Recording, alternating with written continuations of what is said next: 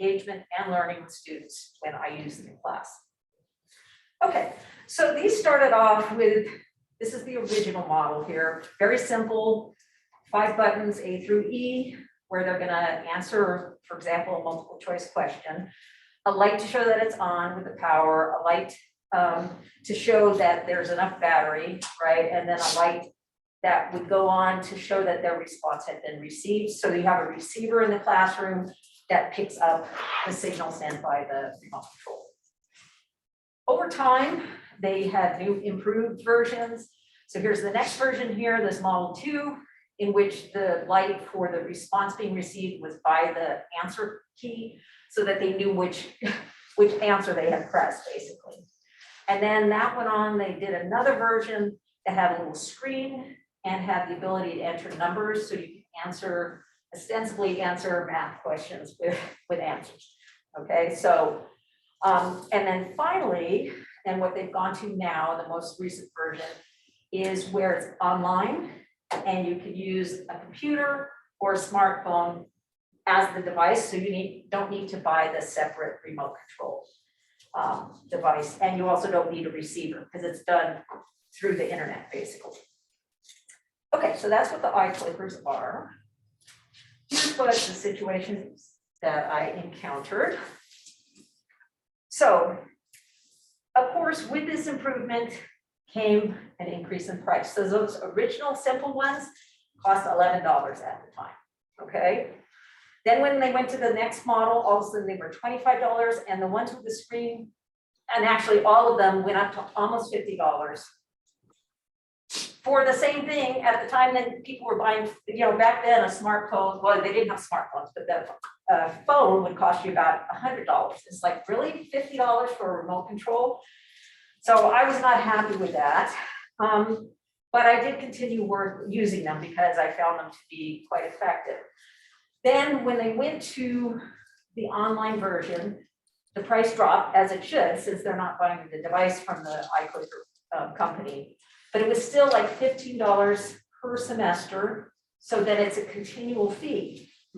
Okay, so here's what happened. I had a student who, interestingly, this was a white male, traditional student, not a first generation, right? And he basically refused to pay for the iClicker, this online version, and said, you know, I don't want to have to pay quiz questions. So it's like, okay, now he was a good student, so it didn't hurt his grade, you know? But what I thought is, like, if he was in his privilege was saying, I'm not going to pay for this, I just imagined how many more marginalized individuals who also either weren't buying it or didn't want to buy it, but weren't saying anything. And so that's what I realized, especially at the $50 price range, but even at this continuing $15 per semester, that it might mean that some people just weren't gonna, you know, pay to play. They didn't have the money to do it. So that's when I decided, because this one student challenged me, that I would see if I could do the same thing, but use some software that didn't require the students to pay. Okay, so with that in mind, I set out to offer this no-cost alternative to students. And the first thing I started, well, here are the 3 things that I test drove this semester in terms of seeing if they would make alternatives, workable alternatives to the iClicker.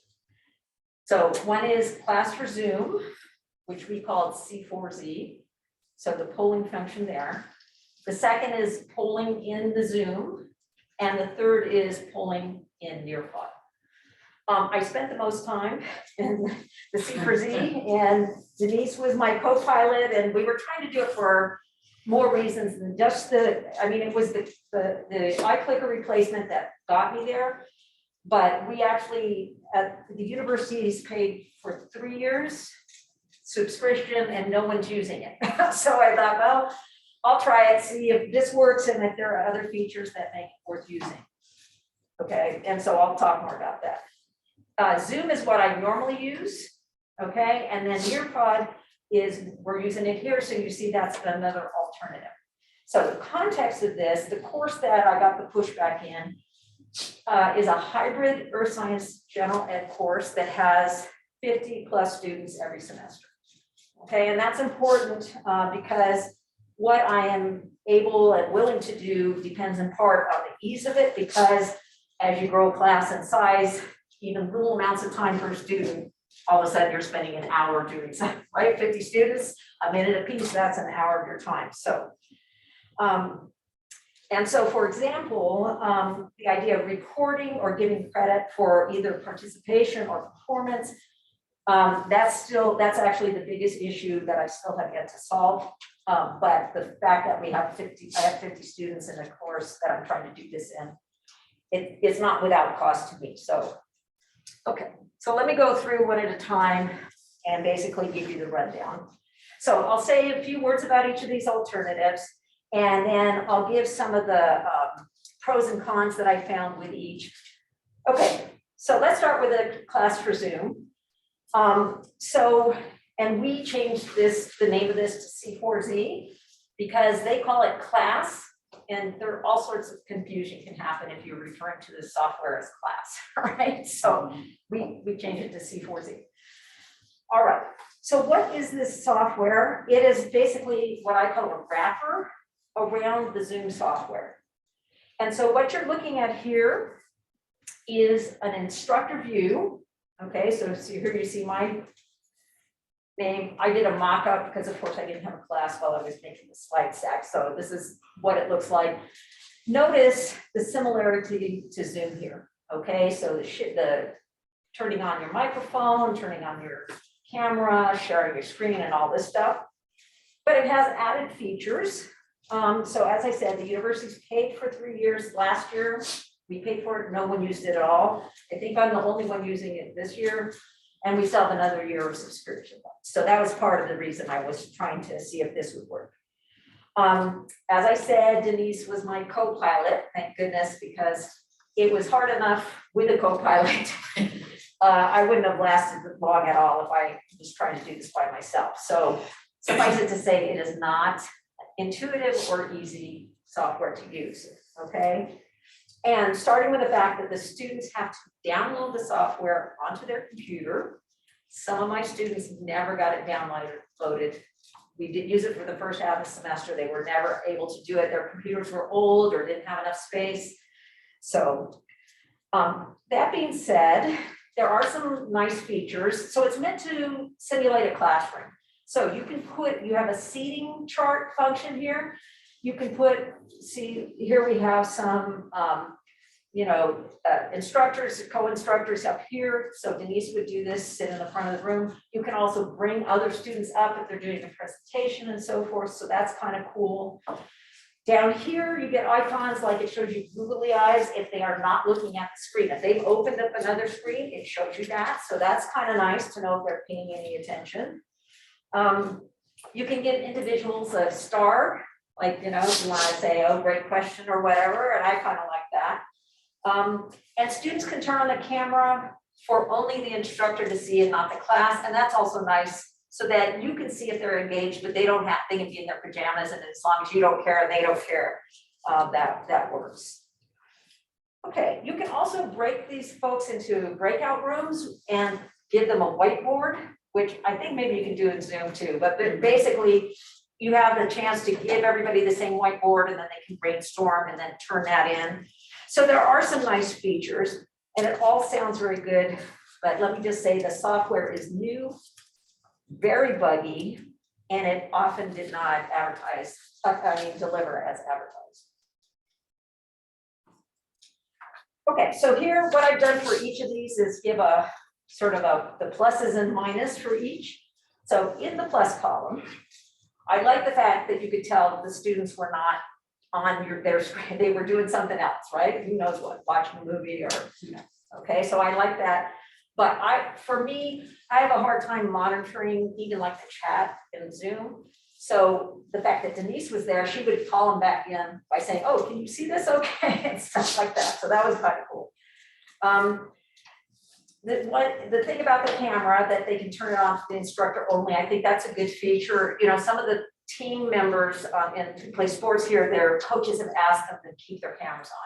So that allows them this way to keep their camera on, but they don't have to worry about what the rest of the class thinks about what they're wearing or their apartment or anything like that.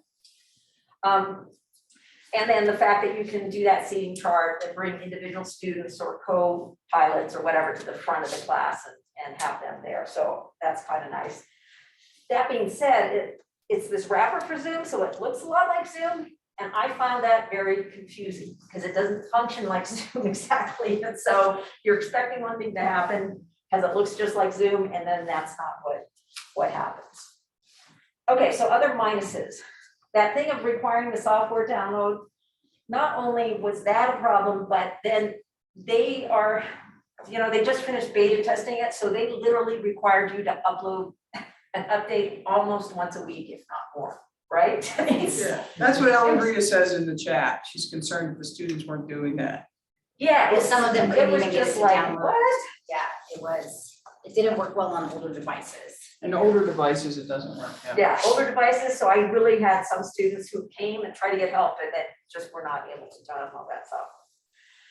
Also, in terms of my needs for doing the polling as a quiz, it was this awkward multi-step process to just post the questions and then to show them because in iClicker, I ask them one question at a time. I show them how everyone answered, and then I talk about what the right answer is. That's what I want to do. I don't care what software I'm using. And that was very cumbersome. And more importantly, with a class of 50, you couldn't just download the scores and record them. There was no way to get that data automatically into Blackboard, which iClicker does. And Alegria adds you couldn't do it on your phone either, right? You can do it on your phone. Well-ish. You can with certain operating systems, but you gotta have a very fancy, yeah. So no, most phones, I would say, enough phones that don't work that you can't count on that for sure. Okay, also, the biggest problem I had was with the share screen function. Because it would be sharing like you're supposed to be able to draw your green box around, and that's what but it was not doing that. So I don't know, that was also, and here, multiple monitors in most of the lecture rooms. I don't have multiple monitors in my office, so I can't test it like this.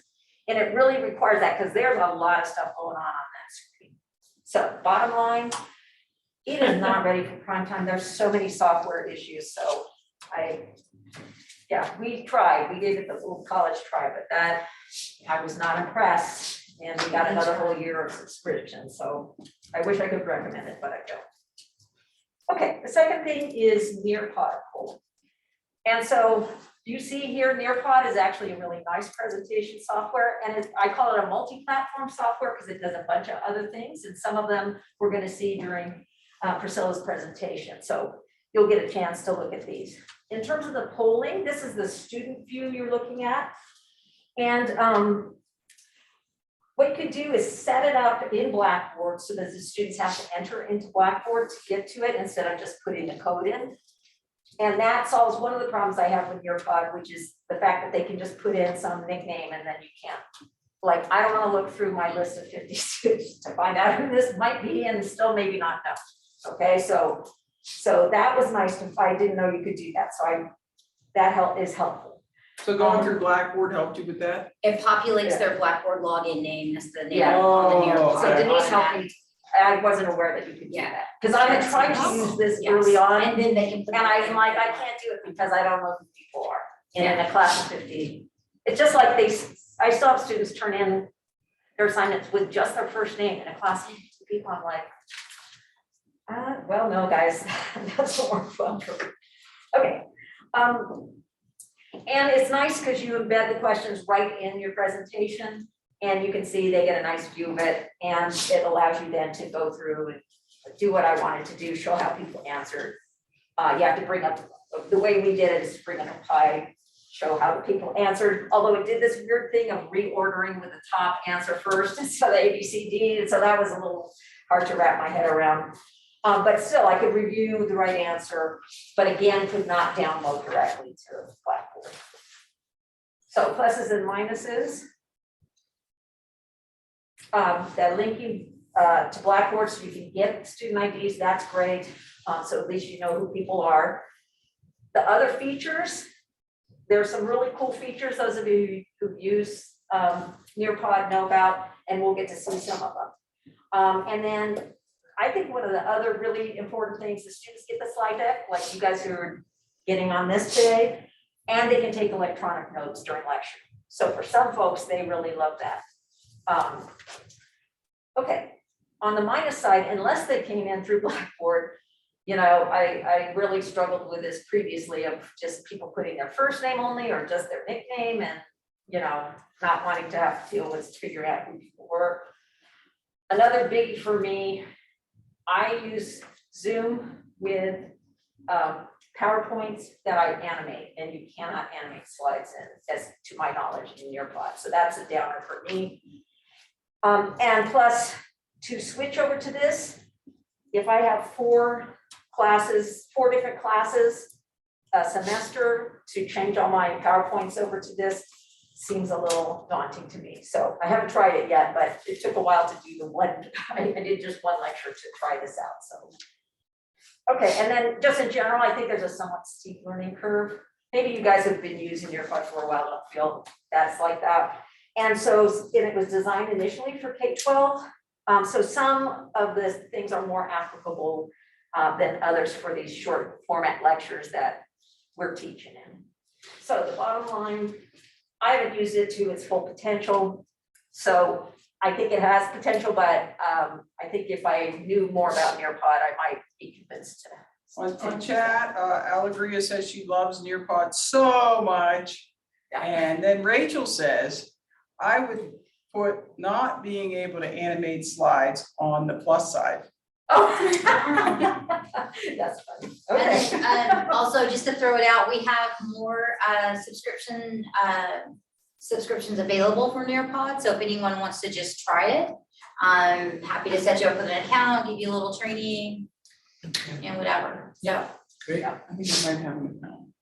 Okay, so the third thing I tried was Zoom polling. So this is how I teach hybrid still classes. And so I record every lecture. I meet students at least once a week, but record all the lectures so that they can get on from Zoom.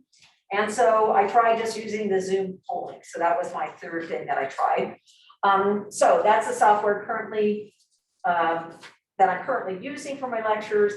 And both myself and my students are familiar with it. So this is the instructor's view showing a question that I've asked, right, a multiple choice question. So basically you open the poll and then you're able to show, end the poll, show how people responded, discuss the correct answers. And both the lecture and the answers of the students are recorded automatically. So that's kind of nice. So the polls, I've used that before, but I've never tried to go back and get the data. Yeah. Is it, you have to watch the video to get it, or is it? No, it's separate, but there's an issue for me, and I'll talk about that here in the Okay. pluses and minuses. So in terms of the pluses, easy for students to access through Blackboard, and they're, in my classes, they're used to that. It automatically records if you set up your Zoom to do that, so that's nice. And it automatically records the student responses. And the functions are familiar to myself and the students, so there's an ease of navigation that, I'm comfortable, they're comfortable, so that is helpful. However, you have to set up your your session ahead of time to be able to even load a poll in. Okay, so it has to be a scheduled meeting, so you can't, there is an on-the-fly way of doing a poll, but if you have set questions you're trying to ask, you have to say, okay, I'm gonna teach this class at 10 a.m. on Friday, and then it lets you do that. So to show one question at a time, like I like to do, you have to use it. Each question is a separate poll, and that creates grading issues because you cannot download the student scores. What they show you is the answers for each of those questions separately, and you would have to then go in and say if they're right or wrong and then tally them up. So I'm back to that same issue, 5 questions times 50 students, that's too much time to try and give them credit for it. That being said, it's still my top choice as a reasonable replacement, but I either have to, what we did this semester, we had them take a separate iClicker quiz with the same questions so that they could get credit for it. Although some students push back on that, it's like, why am I taking the same quiz again? It was a quiz in Blackboard. A quiz Same in questions Blackboard, that were yeah. presented during the lecture class. Or I could simply give them participation credit, but then they don't get the feedback like, oh, I didn't do well on this quiz, I need to study this stuff. So, all right, so in conclusion here, each platform has pluses and minuses as you saw. Each platform, it requires additional prep on my part. And the biggest downside is none of them provide easy upload or recording of the scores. So that's the piece I still have not solved. But that being said, improved feedback and engagement and questions of equity that brought me to this in the first place make it worth considering. So I'm still a little on the fence, but I think I'll probably continue with the Zoom polling. And I know some of you might have other recommendations, and I'd love to hear them because I know there's other software out there that maybe I could accomplish this. So yeah, after Priscilla does her part, if you guys want to let me know, I'd love to hear other suggestions. So take it away, Priscilla. Does anybody have any questions for Leanne? I just want to say that she has spent so many hours trying to make, Too many hours. trying to find something that's equitable for students that would be free for them. And I it's was, out of yeah, it. I was just about to say, this is all, it's all great, but you know, when a student has a computer or a laptop that's God knows how old, Right. Yep. that's the issue you face because, you know, I'll pay $11 or $25 or whatever, regardless of the student, upper income, middle or marginal or whatever. You have to consider that. Yep. You have to consider that. It's like many of the students use the computers on campus because they don't have anything Right. at home or in their Right. dorm. And so the technology for not just this, but for everything Right. is, we gotta think, oh, I'm sitting there going, oh, this is great for Fina, but what about And that's mine? where finding, With most my of the phone. time, finding something that works on a phone turns out to be the most equitable because, Well, Aaron Johnson says Google Slides and Forms, yeah, and then Alegria says, you're caught on the phone. Leanne is awesome, great pioneer. Clap, clap, clap, clap, clap. Smiley face, heart. Thanks, Alegria. Oh, yeah, it's awesome. It's just looking at the other But side. and in Slides and Forms work good on the phone, so. Yeah, Can you Yeah, do so- polls with those? I guess so. I guess if you have like a little survey on Yeah. Forms, you could do that. Yeah, maybe that is, you but they mean, have to be able to get them. Well, so. you yeah. mean for the students using their phones? Yeah. Yeah, because I can't do anything on my phone. I can't see that. I have that same problem. I don't, I'm not even doing it right My now. thumbs are too bad. I just can't do anything on my phone. I just need to be at my big thing at home so I can see what's going on. Big picture. I wanted to say on that, how to get the grades up on Blackboard. I know this is a lot of steps to do, but if the student put their full name and in the nickname section, they put their CID, you can download the report as a CSV file, and then you can upload the CSV file to the gradebook, and it will populate if they put, their C number Okay. correctly. But it's a lot of steps on clicking and downloading and uploading that. Well, it's having to do it by hand that I just can't. Okay, so Karen Yes Cabbage has posted the anonymous feedback faculty academic session form for us to fill out at the end of the presentation today. Great. And other people are saying they can't use their phones for anything either. Yeah, thank you. I just go hello and goodbye. That's all I do with that phone. Christine is doing a great job monitoring the chat. Yeah, thank you. It's All right, Alright, so for the second part of the presentation, I'm gonna talk a little bit about the syllabus and the motivational syllabus. So this is just a cartoon that I've seen around for many years now, where a student asks the TA, like, what did we cover in class last week? And the TA answers, it's in the syllabus. What's your homework late policy? It's in the syllabus. And when are your office hours? It's also in the syllabus. How will my grade be computed? It's also in the syllabus. So like our syllabus include a lot of information that sometimes, we also get students asking about that information. So how can we make a syllabus motivational enough for them to actually go and read the syllabus? Right, so this is a collaborative board, and this is part of what Leanne was saying, that we're gonna use some of the Nearpod features here.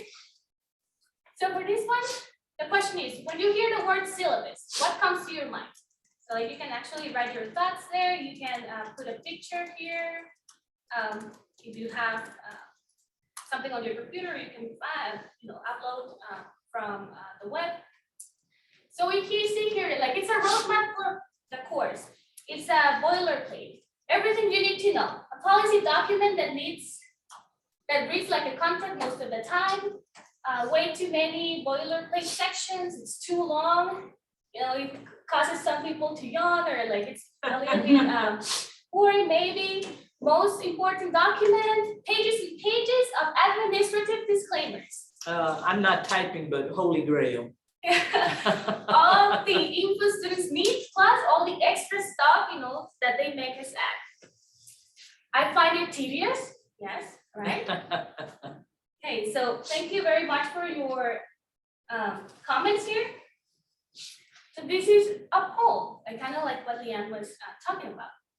For you, the syllabus is, some of you mentioned, it's kind of like reads like a contract, but for you, your syllabus, think about one of your classes. For you, the syllabus is a binding contract, a template I have to have per university policies, a communication tool, a planning tool, a motivational and supportive tool, or am I supposed to have a syllabus for my classes? Is that So we can only have one answer?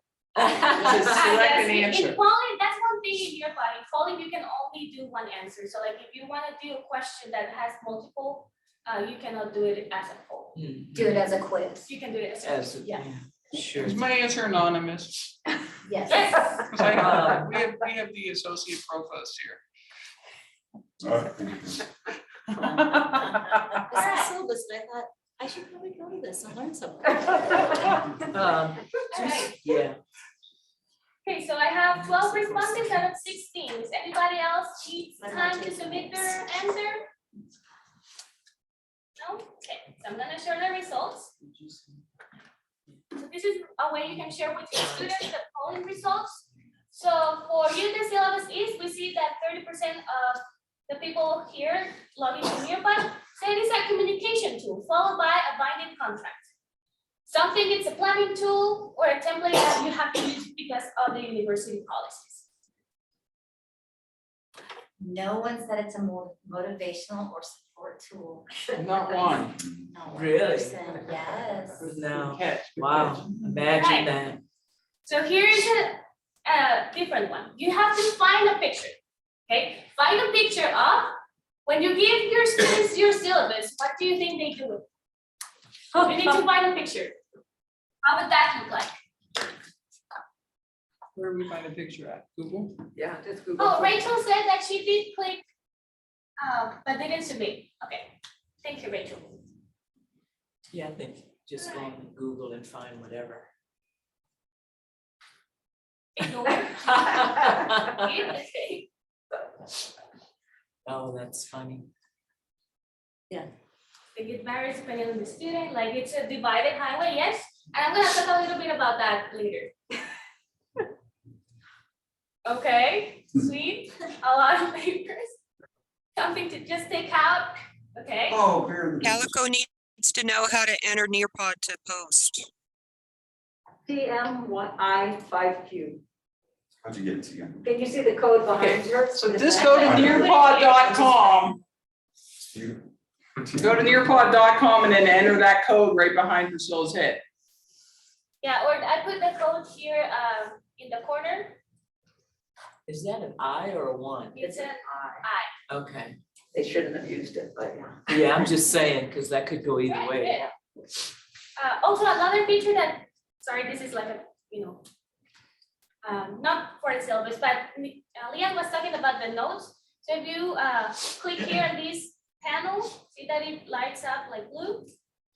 You have to put your email there, or like if you want to share it, save it to your Google Drive, you click there, you put your email, then you can actually take notes on this side. And then when the class is over, it will send it to your email or to your Google Drive. That's how students can take these slides with them. And send you, all yeah. the presentation slides and your notes and the quiz questions and the poll questions. Right, good. So this is a quote from the University of Southern California, and I'm gonna take a volunteer. Who would like to volunteer to read this quote? Can be on Zoom or it can be in person. I'll take anybody. Syllabi exhibit equity-minded practices when they demystify taken for granted practices. Welcome, demonstrate care for, validate, communicate a partnership with, and affirm the belonging of students from minoritized racial equity groups and represent the experiences of racially minoritized students while also providing opportunities to deconstruct the presentation of white experiences as the taken for granted norm. Yes, very good, thank you. So if we think about our students, right, and we think about, what CSU Pueblo is, like we are a Hispanic serving institution, we're a Purple Heart, and we serve the community. Maybe some of our students, like they don't have the same experiences that we take for granted. Or our students are very different from the students from CSU Fort Collins, right? So how can we help through the syllabus to demystify these taken for granted practices that we may think that they know, but they actually may need a little bit of help with it. So there's a lot of research on how the syllabus can help the student, and the tone of the syllabus is actually pretty important to help students feel engaged and motivated. So like these two researchers in 2022, they tested two syllabus, one with a warm tone and a friendly tone, and another one with, like normal syllabus template that we'll have to fill out. So they found that students, it helps students know what the culture of the campus was. It provides a sense of care for class and the students. So like it actually helped the student think that the teacher cared for the class and cared for them. It increased the teacher's approachability. It motivates students for the class. So instead of them being afraid or having a very high effective filter of going to this class that everybody says is difficult, they felt like more motivated to go to the class and to learn in the class and pay attention. It can help students to reach out when they have difficulties, and it can help communicate enthusiasm and compassion. So a few warm words can help a student a lot more than we might think.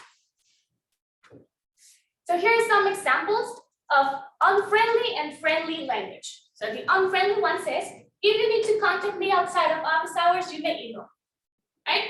I bet like, most of us have things like this in our syllabus because we do want, students to email us if they want to meet with us, but it's not in our office hours, right? So this is a reality that, we want students to email us. But how can we turn this into a more friendly language? Like, I welcome you to contact me outside of class and student hours. You may email me. So here is, you are motivating the student to contact you if they cannot meet those student hours or office hours. And here, there is a change between office hours and student hours. Because sometimes students associate office hours to like, the time that the professor is working, not the time that the professor has available to help students if they need, help with any type of assignment. Then we have another one, come prepared to actively participate in this course. This is the best way to engage you in learning. So we all want this, right? We want students to come, we want students engaged, we want them to learn. So this is something that we want, but how can we turn this statement into a friendly statement? this is the example. I hope you actively participate in this course. I say this because I found it is the best way to engage you in learning. So here we see that whoever wrote this, like this professor is trying to put, like the rationale of why do I want you to engage in class. And that helps the student understand that the teacher has some interest in me in learning. So research from 2011 said that a motivational syllabus can increase our approachability as instructors, can increase students' perception on your motivation to teach. So it can actually tell the student that this instructor, this professor actually wants to be here, actually wants me to learn, actually wants to come and teach the class. And it can decrease students' perception on the difficulty of the class. So I don't know about you, but when I was starting college, some other students said like that class is really difficult. Or like half of the people that go to that class fail.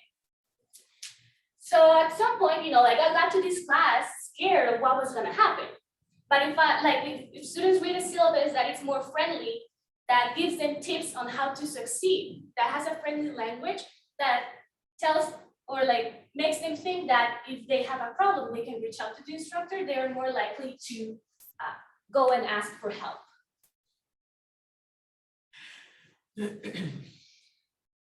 And here, a supportive word and willingness to seek help can go together. So they tested a syllabus with supportive language and a syllabus with some neutral language.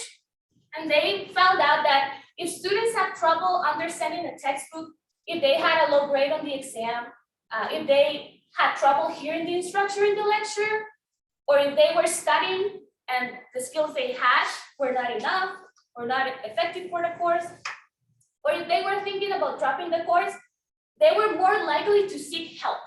And not just help from the instructor, but help from the resources the instructor put in the syllabus to help them. So the language in our syllabus can actually change students' perspective. So this last research paper, in their conclusion, they say that if we write a motivational syllabus, a syllabus that is centered on learning, on what the students are gonna learn, how they can learn it, some tips for success, what are some common errors that students make. If we are focused more on learning instead of just the policies that the university makes us to, require in the syllabus, then the syllabus becomes a learning tool, not just something that students, like just put aside or just use the first day of class. If we emphasize, course objectives, tips for success, it shifts students' focus to deep and meaningful learning, both in cognitive and affective domains. So again, here, if we have presentations in class, there's a lot of students, in my classes that they don't feel comfortable presenting, right? And if we have a rationale, why are they presenting? If they need help, what are some of the resources they can get to get better at presenting? Then they are more willing to be motivated, and that affective filter will decrease a little bit in that sense. Also, we have policies and expectations, but if we don't make them like the main focus of the syllabus, it can actually, and we change the syllabus, the language of the syllabus to be more supportive, we can have more motivation in students. So like if we have more inviting language, it's more like writing the syllabus like you are talking to a friend, instead of writing the syllabus in a very formal way.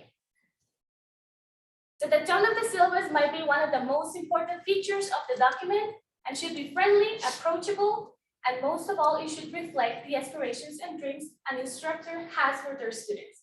So like if we're teaching a class, right? If we have objectives in the class, why do we want students to learn this material? What is the end goal? What do we want students to take out of the class?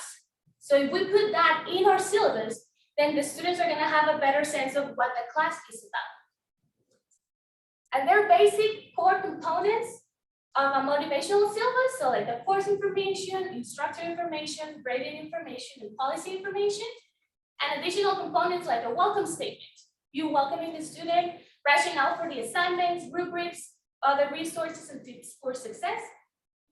And I'm going to show you here, this is the motivational syllabus I created over the summer for my 101 class. So my 101 class is Introduction to Health Professions. I have around like 65 students in that class right now. So I asked, and Carol is in this Zoom meeting too, she will not let me lie. I asked Carol, like, look, I did this motivational syllabus, but I also have this other, syllabus template that I've been told that I need to use, right? It has all the policies and the language. And what she told me is like, you have to have the components that are in the template in your syllabus. And I'm gonna show you how I, navigated that. So like I changed a lot about the syllabus. I put like the first page here. I put a Bitmoji of myself and my contact information. And here is, like that goal I want students to learn. Like what is my goal for the student in this class? So I said, my goal is for you to become excited about who you are and where you are going. I believe that knowing the resources available to you, knowing yourself and knowing possible career paths will help you become a better human, student, and professional. So that was my goal for them to that class. Then I introduced myself here, and I wrote this as if I was talking to them face to face, or like if I was talking to a friend. And I said, like, I will be your instructor for this class. I wanted to tell you a little bit about myself. So here we go. I was born and raised in Costa Rica. I have a bachelor's degree. I put a little bit of my academic background, and I changed here. I put slash student and office hours. So because I had to have office hours as a requirement in the template, I put the slash here. I put student slash office hours. So like in the template, I had to have the requirement of have that language office hours in it. So this is how I try to navigate and say like student slash office hours. And I explain what those student hours are, because some students may not know that those hours are for them to come and get help. And then I introduce the course. And again, here I had to have how many credits is the class? What modality is the class? Those are requirements in our syllabus template from the university. So what I did was, because somebody's gonna review this syllabus and make sure that every component is there, what I did was just highlight or like bold those types of requirements or language that needed to be in the syllabus. So the syllabus needs to have the amount of credits.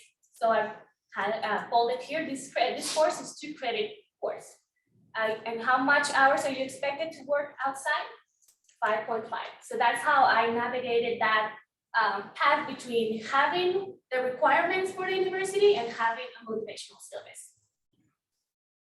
And because motivational syllabus can get pretty lengthy, I did a table of contents here.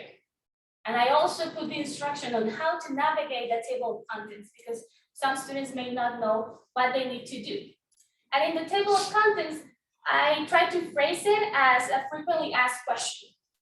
Questions that I get from students like, when and where do we meet? Because I get emails from students like, where is the class? I cannot find the building, right? Or is this class face-to-face? Do I need to buy a book? It's questions that students usually ask me even before the class starts, or sometimes after the class has started. So that's how I did the table of contents to help them navigate a very lengthy syllabus. And then, oh, thank you, Juan. And then I just, put each one of the frequently asked questions and then some of the requirements from the template. Because what some of the requirements is like, you have to tell students what technologies they need to have, or what are you gonna use in the class. So like that's, I left some of that language, but then I put the question like, what technology do I need for this class? So that's how I navigated that between the requirements and the motivational syllabus. Well, those are my objectives. And wanted to share this. One of the things that it says on a course I took in the summer with, thanks to Denise, and in this book, is that students also learn by visuals. So one of the main focus students have when they check the syllabus is, how am I gonna get a name, right? So if we have a graph, it's easier for them to know which assignments are of higher value than others. And I also put other, like resources that they can go to, like the wellness center. I put the schedule, that's something students use a lot. And it's color coded for modules, see that? That's what I liked about it. And I color coded by modules, yes. And here, what are we doing in class? What skills do I need to pass this class? What are common student errors? So here is where I put the tips of what you need to know and do to be successful in the class. So for example, I do like metacognitive strategies. So here, here are some of the activities. I'm gonna use Nearpod and quizzes. You're gonna do self-assessments about yourself. So what are some common errors? The students are not answering all the questions in those reflection assignments. So now they know that they need to answer all the questions to get the full points.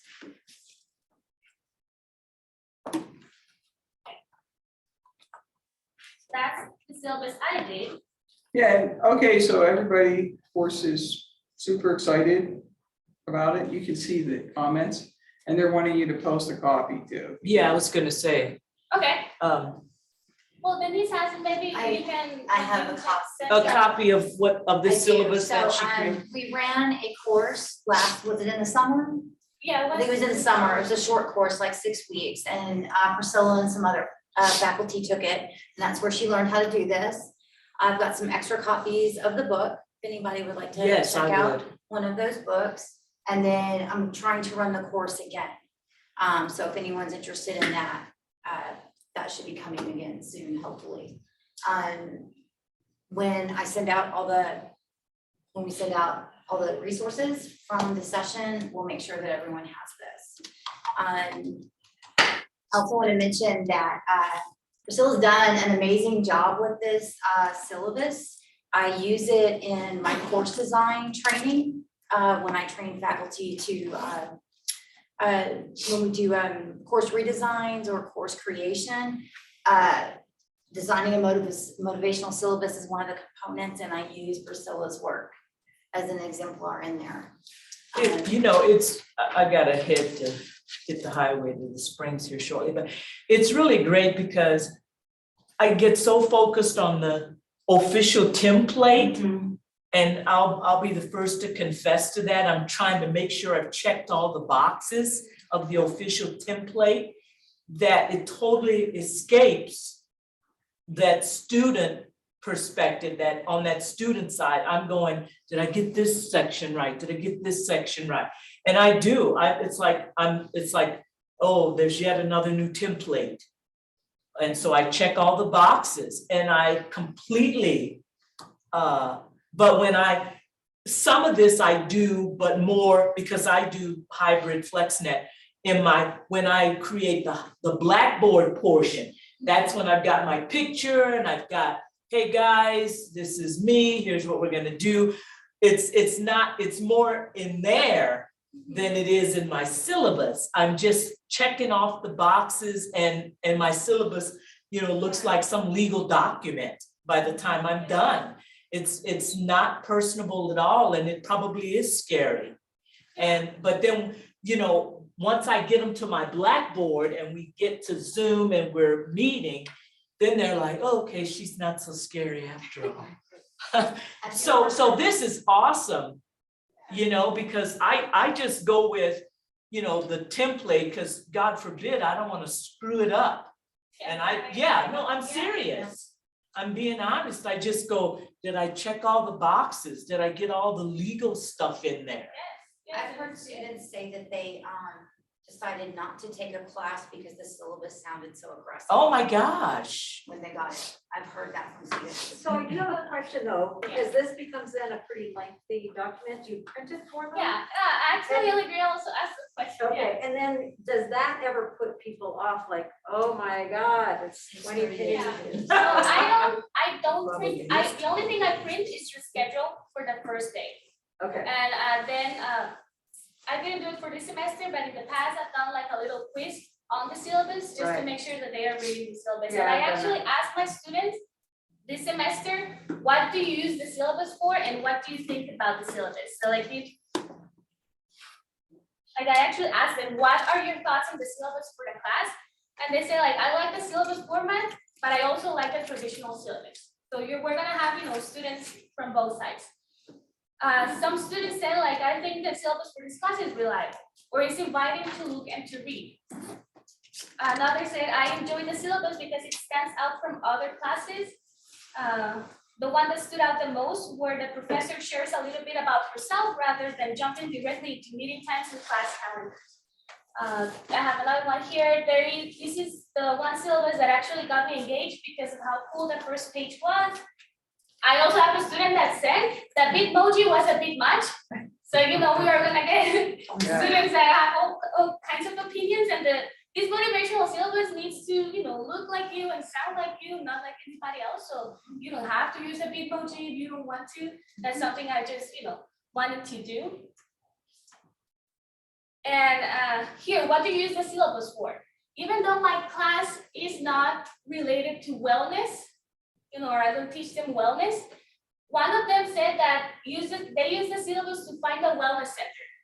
So I don't teach anything about wellness, but it helped them, reach out to other resources that they may be interested in. And they say like, typically I use the syllabus to, keep track of what things are done. And here it says, I also use it for when I'm gone before bothering the professor, because I know professors can get very busy. And this is a comment that I've heard from many students. So imagine if there's a student that thinks the professors are very busy, so they're not gonna reach out and they cannot get it on the syllabus. So how are they gonna navigate or seek that help that they need, right? So like if our syllabus is as detailed as possible, if you have a rationale for all your assignments, or at least why are they important, then it can help them, answer some of their questions. And I also have, a student said, I don't really look at the syllabus unless at the beginning of the year. So that's a reality, right? So like that's something that we can, work throughout the semester. So like if as instructors, we go back to the syllabus, like every week or every so often, then students are gonna get, or learn that they need to use the syllabus more often and not just the beginning of the semester. I like that, linking that to the schedule is a good idea, yeah. Yeah. Linking it to the schedule. That gives them a reason to go to it. Instead of having the schedule separate, they have to look on the syllabus. Yes. Yeah. Syllabus document. Yeah, right. So Well, it saves you work. You're not having to do the same thing over and over again. You create one and then you just link it back. Okay, so I have some questions in Zoom. I said, Alegria said, we're thinking of a department template. Okay. What do you put on the iDrive? Well, I emailed my syllabus to the department, and I'm not sure if they put it in the iDrive or not, but that's the syllabus I have for that class.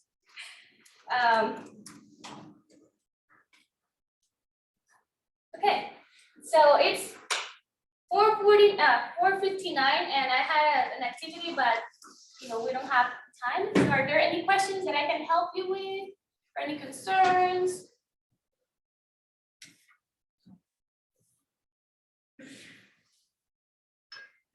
No? Good work. All right, well, thank you everybody for joining face-to-face and on Zoom. Thank you, and please, yes, remember to provide feedback on that link that Karen just shared on the chat. Awesome. All right, so thank you everybody, and have a good rest of the day. End of the semester.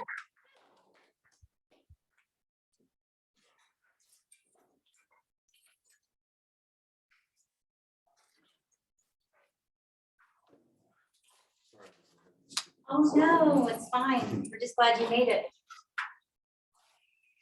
Okay, that's every that's nice. Okay, have a good night.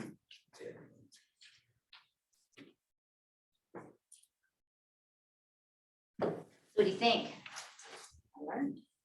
Okay, I learned. Hopefully I- Priscila, qué